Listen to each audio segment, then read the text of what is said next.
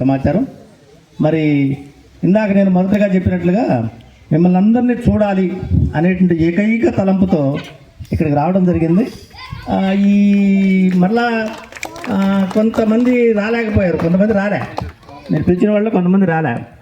బహుశా ఈ సంతాప దినాల్లో మనం వెళితే ఏమన్నా అది కొంత ఇదిగా అనిపించింది బహుశా.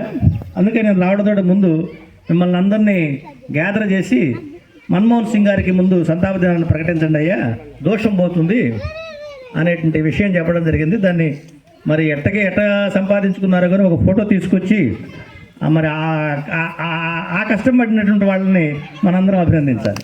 మన్మోహన్ సింగ్ గారి ఫోటో తీసుకురావడానికి ఎవరు ఆయన? లక్ష్మీరెడ్డి, ఎక్కడి నుంచి తెచ్చావు?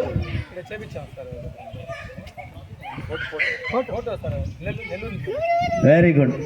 నేను ఒక పొరపాటు చేశాను.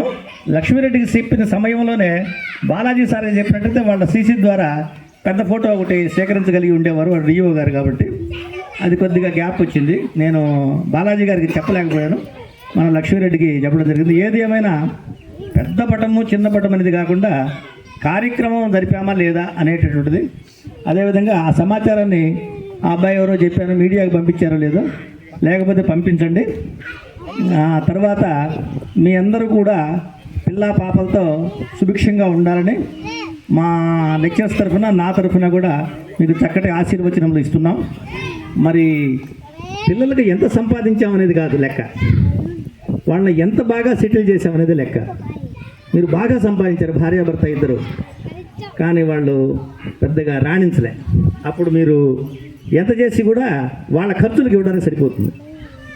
మీరు ఏమి సంపాదించలే.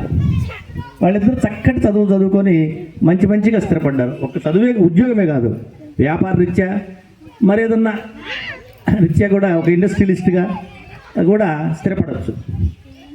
స్టీరియోగా నేను టీచర్ అయ్యాను కాబట్టి మా పిల్లవాడు కనీసం టీచర్ కావాలి, ప్రభుత్వ ఉద్యోగమే రావాలి అనే నిబంధన అయితే మాత్రం పెట్టుకోబాకండి. పిల్లలకి మరి మొన్న నన్ను ఇన్వైట్ చేయడానికి ఒక ముగ్గురు వచ్చారు. వాళ్ళు ఎవరెవరు? శ్రీనివాసరెడ్డి, భార్గవ్, మహేంద్ర. భార్గవ్కి పిలిచి ఒక అసైన్మెంట్ ఇచ్చా. ఇది ఇంకోది ఎంత నీకేమొచ్చో నాకెందుకయ్యా, నాకు ఏమి రాతో చెప్పు చదువన్నా. మీకు కూడా ఇచ్చే సలహా నేను అదే, మీకు వచ్చిన చదువు పిల్లకాయలకు అవసరంలే, వాళ్ళకి ఏమి రాదో చెప్పండి.